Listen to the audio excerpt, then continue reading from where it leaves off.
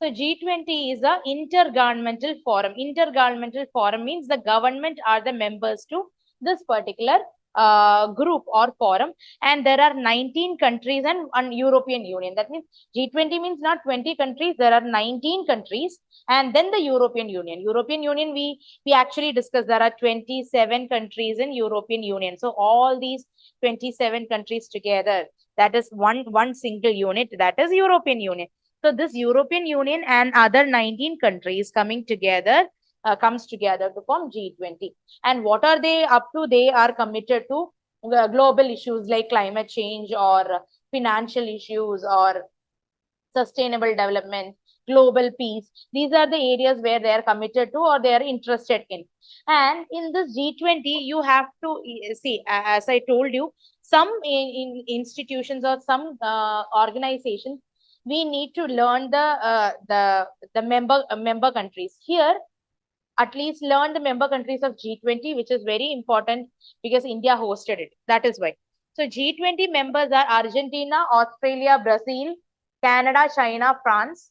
Then there is Germany, India, Indonesia, Italy, Japan, South Korea. The Republic of Korea is South Korea, Mexico, Russia, Saudi Arabia, South Africa, Turkey, UK, US, and then European Union. So these countries, why these countries are important? Because they hold up to 85% of the world GDP.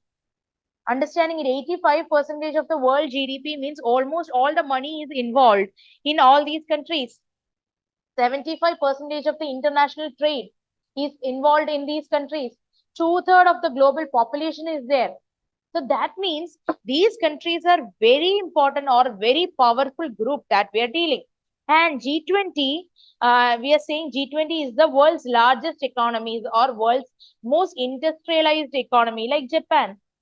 See, Germany, France, they are very, very industrialized economies. They are very developing or developed or their economies in transition. See, Turkey is the economy in transition. They can be developed in any time soon.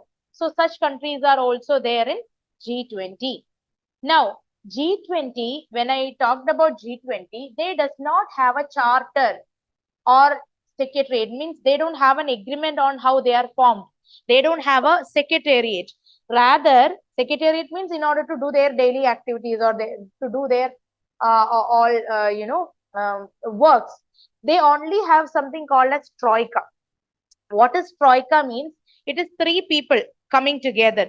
It is the previous president, the current president, and the upcoming president. India is hosting this now.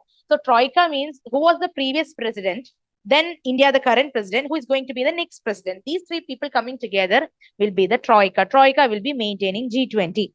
There are two tracks coming under G20. One is Sherpa track, the other one is finance track. Sherpa track means you're keeping all the personal things, like the Sherpas means they are seeing all the negotiations that is being done in the G20 in a particular year. What is the agenda for G20 this year? What all negotiations we are doing? What all policies we are making? All those things are taken into account. That is called as Sherpa track. Finance track means what are the policy issues here? Monetary policy issues here. How much money is spent on infrastructure? What financial regulation should be taken? Such finance related, what is the tax, international tax now? What is the rule based on it? Such finance related things are coming under finance track. Now, what we have to learn here is about the 18th G20 Summit, which was held in New Delhi. So the theme for this year's G20 was Vasudhaiva Kudumbakam. So the speciality of G20 Summit is that the presidency, it is moved to every country, like all the countries can host G20. So in every year, either one of the country will be hosting the G20. This year, India get to host G20. Okay, so this year was like India's year to host it. So our theme to the summit was Vasudhaiva Kudumbakam, means the world is whole world is one family. And so we had this summit happened in New Delhi, and we took New Delhi Declaration. which talks about so many consensus. We talked about global issues, talked about Russia-Ukraine war, talked about food security, biofuel alliance, then sustainable development. So many things. For so many things, there was a consensus made. Consensus means decision made. Okay, people agree to it. Decisions made. Fine. So let's see what are the major outcomes of G20 Summit. Major outcomes of G20 Summit. So G20 Summit, the major first outcome is that African Union is being admitted into G20 now. African Union is now admitted. African Union as one union, not individual African countries. African Union as a whole is admitted. Now it will be called as G21. Now it is no more G20, it will be G21 because African Union is also added to it. Next is Global Biofuel Alliance. Very important. Okay. Global Biofuel Alliance. It is an India-led initiative. What they are trying to do is they are going to promote the adoption of biofuels. Okay. They are promoting biofuel. See, we already have national biofuel policy. If you can, you read about national biofuel policy. Then you read about ethanol blended program, E20 fuel. Okay. These things are important, very, very important. It comes in science and technology, or you can read it in environment related books also.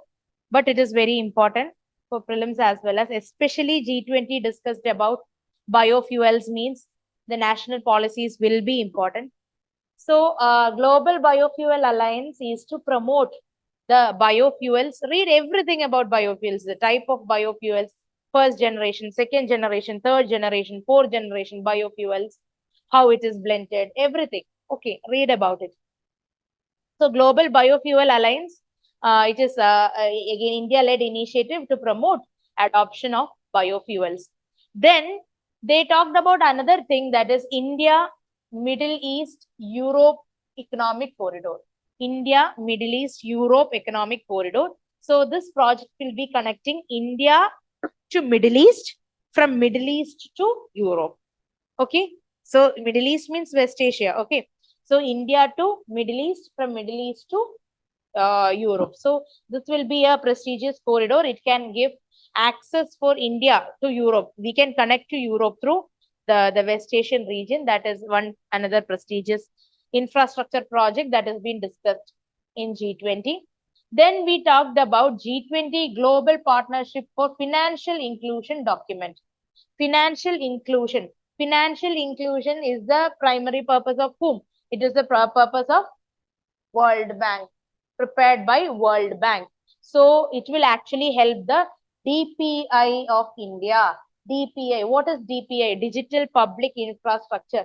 Digital Public Infrastructure means what? Digital means everything is paperless. See, this is a very important concept. It comes in economy, but still for your sake of understanding, and it is very, very important for prelims. That is why I'm telling you. Digital means you are making it paperless, electronic. Okay. Public means it is for the public infrastructure, which is giving for the public. So it is called as India Stack. It is called as India Stack, DPI. Okay. And this DPI, it will actually have a system. We have the system like we have Aadhaar, we have the RuPay card, we have Beam, we have DigiLocker, we have, UPI. These are all coming under digital public infrastructure. Okay, so we are trying to make this digital public infrastructure more and more, big and efficient. Okay, so here this Global Partnership for Financial Inclusion document, if this coming to being, it will be collaborated with so many, developed countries and technically advanced countries. So this can actually benefit India's DPI, India's digital public infrastructure. So it will push the Digital India program of India. understanding it. So it is anyways look like brought forward to by World Bank also. It is a very reliable one. Again, next thing is tripling the global renewable energy capacity by 2030. That means if the renewable capacity is like 12%, then you are tripling it to 36%. I'm just giving you an example number. Okay. So tripling the global renewable energy capacity by 2030. We are already pushing for biofuel. Then we are also pushing for solar energy. We are also pushing for nuclear energy. Okay. So anyways, it is achievable for these countries to get this renewable energy capacity by 2030. So learn DPI, important, and learn everything about biofuel, important. Then there is another commitment to global food security and nutrition. Food security and nutrition. The first thing is Black Sea Grain Initiative, important. Important. Black Sea Grain Initiative. Black Sea Grain Initiative, it is actually to provide, supply the grains, supply the enough grains to grains during the Russia-Ukraine war. Okay. Black Sea Grain Initiative, actually the agreement is between Russia, Ukraine, Turkey, and United Nations. Okay. Russia, Ukraine, Turkey, and United Nations. But recently there was a news saying that Russia backed out of it. Like they don't want to be a part of it, and they backed out. There was a current affairs news related to it. It is basically to give safe export of grains and related food items. Okay. So Ukraine, there was so many, problems happening in Ukraine, so many war affected areas. So they were not able to access the market. They were having a problem of exporting their things to other part of the world. So according to this Black Sea Grain Initiative, UN and the UN, Turkey, Russia will actually facilitate the movement of like products from Ukraine to other part of the world. So then what happened is that Russia backed out of it. Please see the current status. Okay, if Russia is there or not, please see the current status. You don't have to see it now. Just see it before the prelims. Because Russia will sometimes be there, will not be there. Then again, they'll go and join. So just see it before the prelims. If Russia is still a part of Black Sea Grain Initiative. So these countries will facilitate the trade in order to help the Ukraine's exports. That is why we have Black Sea Grain Initiative. Then Deccan G20 high-level principle on food security and nutritional millet initiative. This is called as Maharishi. Important. Maharishi. It is related to millets. Okay, millet initiative, Maharishi. So the question can be like, Maharishi initiative recently decided in G20 is related to what? Just millets. Okay. Then G20 leaders emphasize the importance of strengthening agriculture market information system, and also what? GeoGlam, another important thing. Group on Earth Observation, Global Agricultural Monitoring. AMIS and GeoGlam. AMIS and GeoGlam. Then we have New Delhi Declaration. In this New Delhi Declaration, we have condemned all form of terrorism and also its manifestation, like no glorifying terrorism, no supporting terrorism, no justifying terrorism, okay, no funding of terrorism. We are condemning all forms of terrorism. This is what New Delhi Declaration is about. And also another thing, G20 presidency has laid out the foundation for regulatory framework for cryptocurrency. This is also very new, fresh thing to happen, no? Something like cryptocurrencies are often neglected by all the organizations, or no one is trying to bring a legislation here. So G20 presidency is trying to bring a regulatory and policy framework for cryptocurrency. Again, India Mercosur preferential trade agreement.